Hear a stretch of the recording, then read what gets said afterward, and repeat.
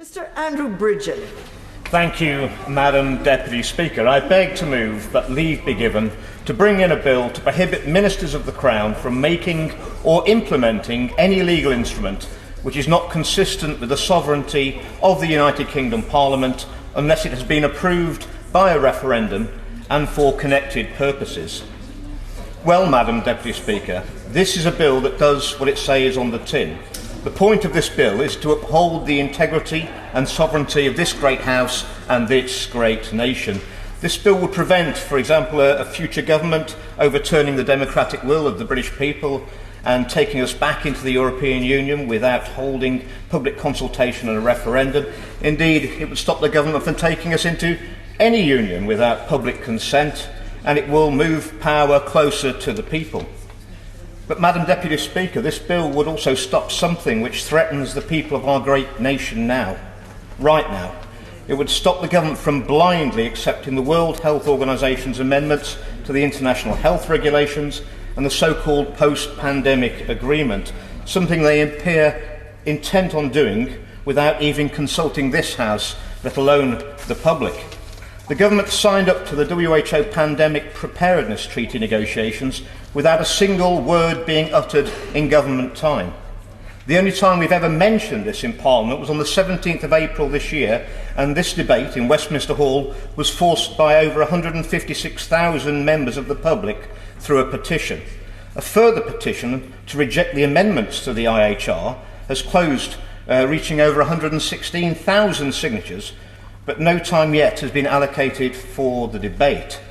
These two instruments, if followed, will control how future governments can prepare and respond to emergencies.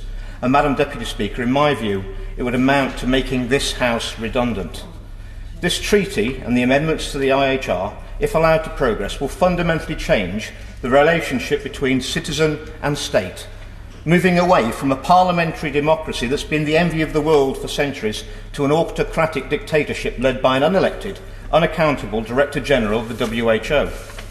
The same organisation that's been accused of undue Chinese influence, as well as severely mismanaging and covering up the spread and origin of COVID-19. The same organisation which is mostly funded by commercial and private interests and has diplomatic immunity for its employees and their families. What could possibly go wrong, Madam Deputy Speaker? My constituents in North West Leicestershire voted to leave the European Union in 2016. Indeed, I campaigned for that too. But what my constituents didn't vote for in tens of thousands was to leave the EU, only to be subject to an even more autocratic and unaccountable body, which takes away sovereignty from this House and from our people. We voted to leave the European Union, to take back control, not to give it away to the WHO or anybody else. We're all elected by our constituents to represent them and speak on their behalf. So when it comes to matters of their sovereignty and to protect their freedoms and rights, surely it's our responsibility to defend those rights and privileges. We're all only custodians of power and sovereignty for a brief period of time, after which it must be returned to the people intact at the next election so they can again decide who they wish to represent them for the next parliamentary period. And when it comes to sovereignty, giving sovereignty away, it always has to go back to the people, and it requires a referendum. So the people should decide whether they wish to give their sovereignty away, and in this case, whether they want the Director General of the WHO controlling their life, not the government of the day. And to give those powers away would be nothing short of a dereliction of our duties. The WHO would like to paint the picture of this treaty and the amendments being all about nation-states working together in harmony to fight deadly pathogens, when in fact it's a huge power grab by an unelected, unaccountable elite. They don't want to debate on this, Madam Deputy Speaker. They would quite happily see this pass through by the back door without a word being mentioned, and that is not my idea of open parliamentary democracy. The Director General of the WHO will have the ability to call a public health emergency of international concern, abbreviated to a FAKE, Madam Deputy Speaker. He would take absolute control of the lives of all citizens of our sovereign nation. This is a power grab not just of this nation, but all nations around the globe who sign up. Such new powers, which the WHO will gain, will include freedom to declare a pandemic, or even a potential for a pandemic, at which point all decision-making powers will fall under the control of the WHO. It would also include the ability to call an emergency due to human pathogens, animal pathogens, or a perceived environmental threat, or even the perceived risk of any of the above. The freedom to impose lockdown restrictions on all individuals in member states and to make vaccinations or other medications mandatory. Such vaccines were made in 100 days, skipping human trials and shaving safety and efficacy testing down to the bare bones. Furthermore, it would cede power for the right to specify the use of certain medications in medical emergencies and ban others, to decide the health care for every person, with local doctors being forced to follow WHO edicts. The obligation to carry a global health passport would be given over to these unelected bureaucrats in Geneva. Nations would be required to surveil and censor the press and social media so that no dissenting voices can be heard, and the removal of the clause regarding human rights is unforgivable. The recommendations which the WHO issued during the COVID-19 pandemic were exactly that, recommendations. They were advisory, and up to the sovereign governments and sovereign parliaments to implement them or ignore them, as Sweden bravely and successfully chose to ignore them. This treaty would make the WHO's recommendations mandatory, without a debate in this House, or indeed any other elected chamber of nations which signs up to these flawed agreements. As George Santanea said, those who fail to learn the lessons of history are doomed to repeat them.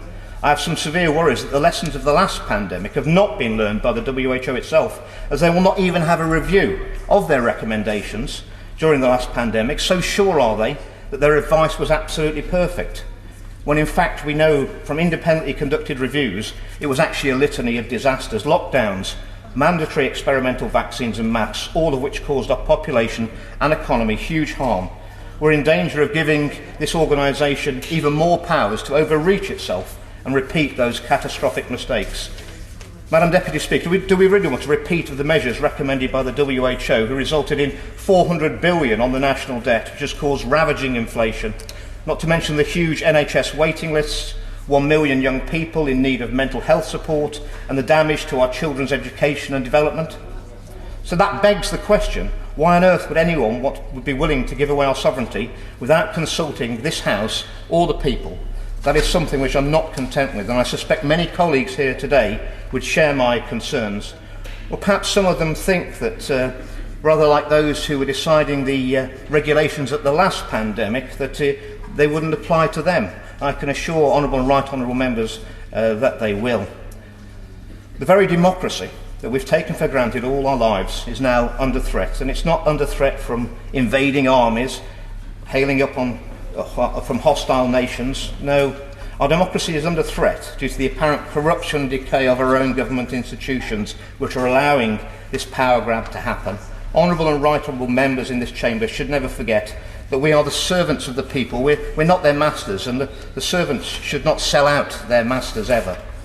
In my opinion, anyone who supports any one of these WHO instruments, either of them, which I refuse to call an agreement because I have not agreed, and the people of North West Leicestershire have not agreed. Indeed, I think the majority of my constituents would never agree to these instruments.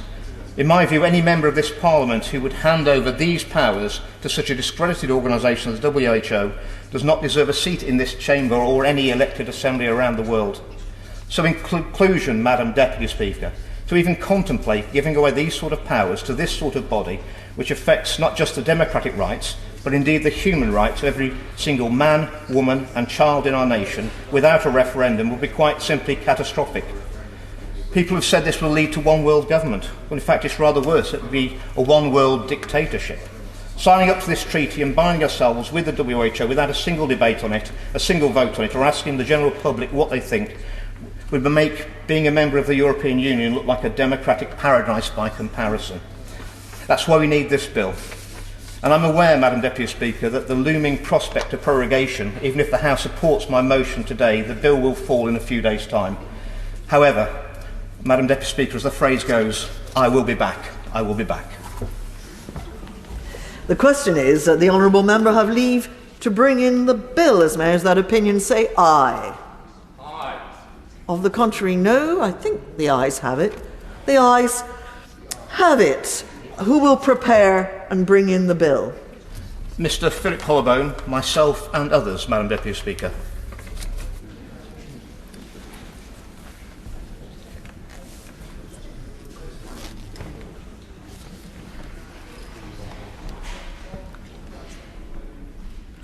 Andrew Bridgen.